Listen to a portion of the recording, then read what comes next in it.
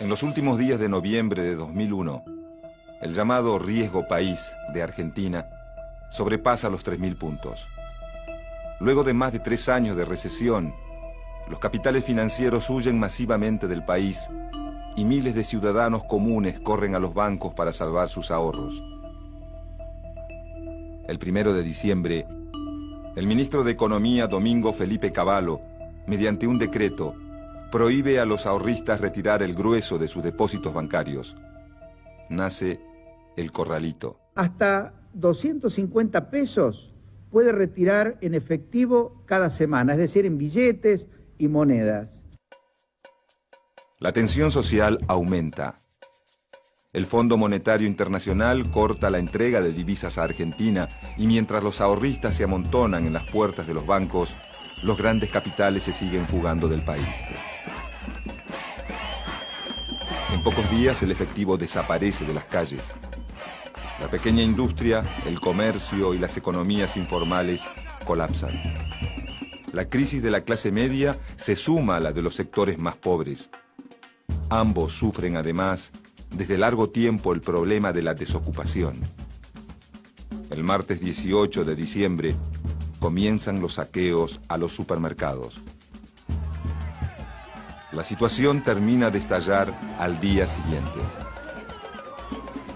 Cerca de las 10 de la noche, el presidente de la Nación, Fernando de la Rúa, declara el estado de sitio. Todavía no lo sabe, pero son sus últimas horas en el poder. Por eso he dictado el estado de sitio.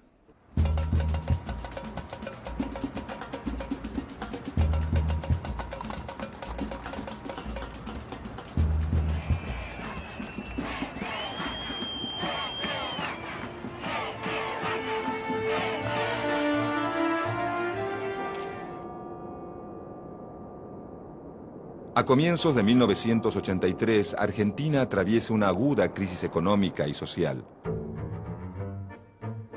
Más de 7 años de dictadura dejan un país empobrecido, endeudado y dependiente de los organismos de crédito internacional, con su aparato productivo destruido y la mayor parte del capital concentrado en unas pocas manos. El endeudamiento progresivo y la destrucción sistemática del Estado acentúan la crisis política del gobierno militar y lo arrastran al borde del abismo. Mientras la dictadura más sangrienta de la historia argentina inicia su salida del poder, el rumbo económico del mundo cambia. Desde fines de la década del 70, los organismos financieros internacionales y los grandes centros de poder impulsan una serie de reformas económicas denominadas neoliberales. Estas reformas, conocidas como el Consenso de Washington, pregonan una menor intervención del Estado en los problemas económicos y sociales en pos de obtener un mayor equilibrio fiscal y más solidez financiera. Aplicadas primero en Gran Bretaña por la primera ministra Margaret Thatcher y luego en Estados Unidos por el presidente Ronald Reagan, la nueva tabla de mandamientos de la economía mundial incluye, entre otras cosas, la disminución del gasto estatal, la privatización de las empresas públicas, el fin del proteccionismo industrial y la liberación de la economía al libre juego del capital. Estas políticas comienzan a ser impulsadas en varios países de Latinoamérica. Uno de ellos es Argentina.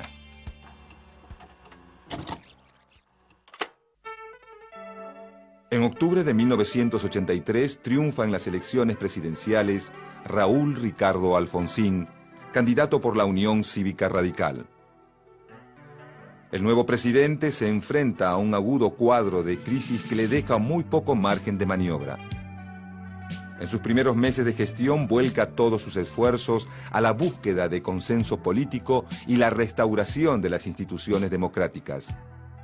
Mientras tanto, la economía sigue actuando como una bomba de tiempo. Durante 1984, su ministro de Economía, Bernardo Greenspan, intenta llevar a cabo una política medianamente distribucionista que alivie la grave situación social que había dejado la dictadura. Pero con el pasar de los meses la inflación aumenta y los salarios caen. La figura del ministro, que no era bien vista por los sectores del poder financiero, también comienza a ser cuestionada por la opinión pública. En febrero de 1985, la crisis se dispara y Alfonsín reemplaza a Greenspoon por Juan Vital Zurruil.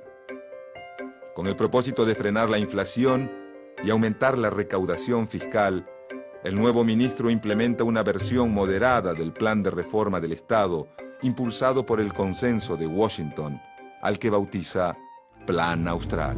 El nuevo signo monetario se llamará Austral. El nuevo programa incluye un fuerte ajuste del gasto estatal, la instauración de precios fijos y la creación de una nueva moneda. Muere el peso, nace el Austral. Un dinero fuerte y sano que no arrastra consigo la carga de la inflación. Para hacerlo simple, elimine 3 ceros de los pesos actuales. Ejemplo, 10.000 pesos igual 10 australes. 5.000 pesos igual 5 australes. 1.000 pesos igual. Este plan tiene un éxito inmediato. La inflación se detiene y las exportaciones aumentan, por lo que la recaudación fiscal crece y el Tesoro Nacional recupera su volumen de reservas. Por unos meses la tormenta económica se calma. Respaldado por la marcha del Plan Austral y por sus logros políticos recientes, como el juicio a las juntas y la resolución del conflicto por el canal de Beagle, el radicalismo comienza a proyectarse para las elecciones de 1989. Pero a mediados de 1986, las presiones reaparecen. Los empresarios comienzan a exigir aumentos en los precios, al tiempo que los sindicatos reclaman un incremento en los muy desvalorizados salarios. El gobierno cede y la inflación retoma su curva ascendente. Mientras tanto, los precios de los productos argentinos de exportación caen en picada. La deuda externa crece y los acreedores presionan al gobierno para que cumpla con el cronograma de pagos. Agobiado por las obligaciones, en 1987 el gobierno de Alfonsín realiza un intento de reforma del Estado que incluye la privatización de varias empresas públicas. Pero su proyecto encuentra la oposición tenaz del peronismo y el rechazo masivo de la opinión pública. Asfixiado por la falta de reservas, el gobierno comienza a emitir bonos, aumentando aún más la deuda del Estado.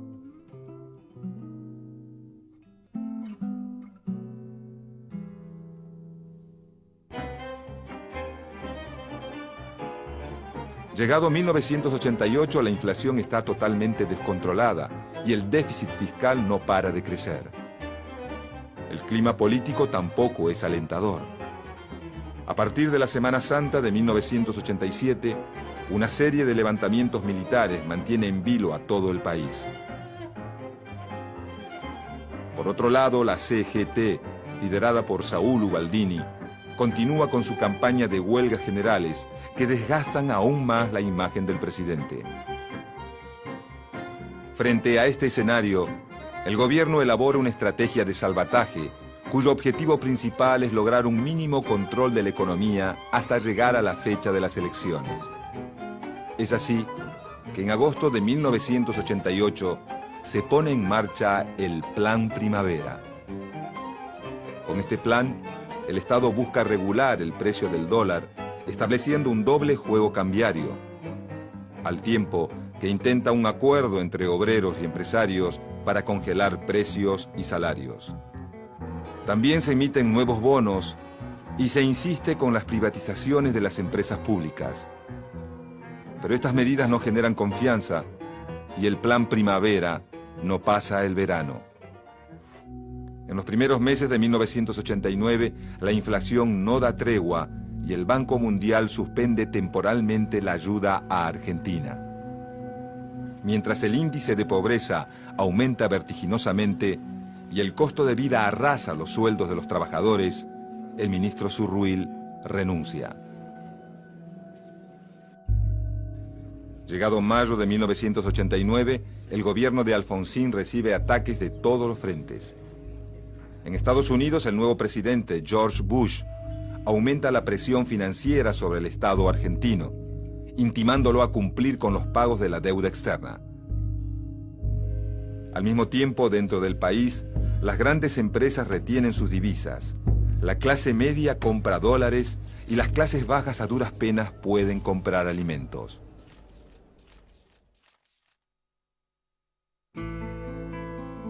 En este contexto, el 14 de mayo de 1989 se celebran las elecciones presidenciales.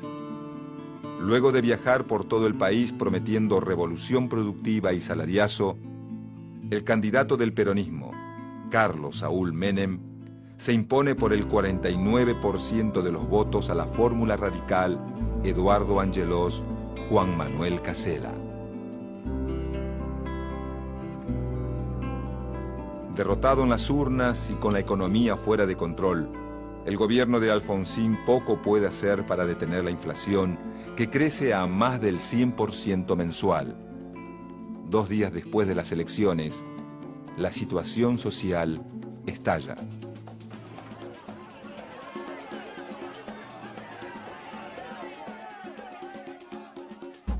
Durante un mes, los saqueos a supermercados ganan las primeras planas de los diarios y las pantallas de televisión. A esta altura, el poder político de Alfonsín es mínimo y muchos dudan que su gobierno pueda llegar al 10 de diciembre.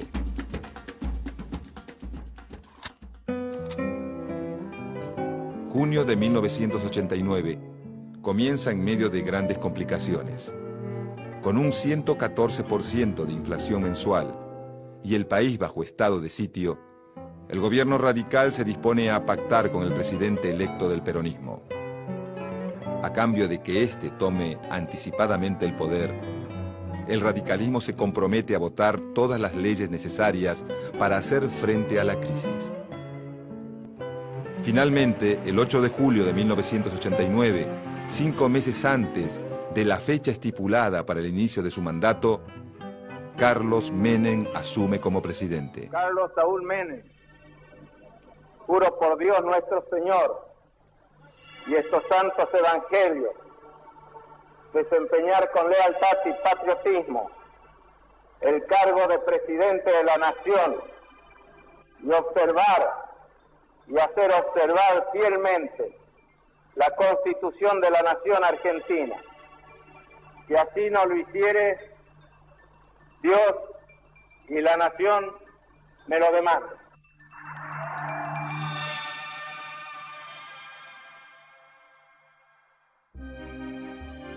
Con Menem en el gobierno comienza una profunda transformación del Estado y las relaciones económicas de Argentina. Durante sus primeros días de gestión convoca para diseñar su política económica a los más notables exponentes del neoliberalismo, como el exministro Álvaro Alzogaray y los técnicos del grupo Bunge-Born. En los últimos meses de 1989, Menem envía al Parlamento las leyes de emergencia económica y de reforma del Estado que otorgan al Poder Ejecutivo poderes excepcionales para regir los destinos de la administración pública. Con estas leyes en la mano y recurriendo a cientos de decretos de necesidad y urgencia, el nuevo presidente se dedica a desmantelar el Estado regulador de la economía que en 1945 había contribuido a construir su propio partido.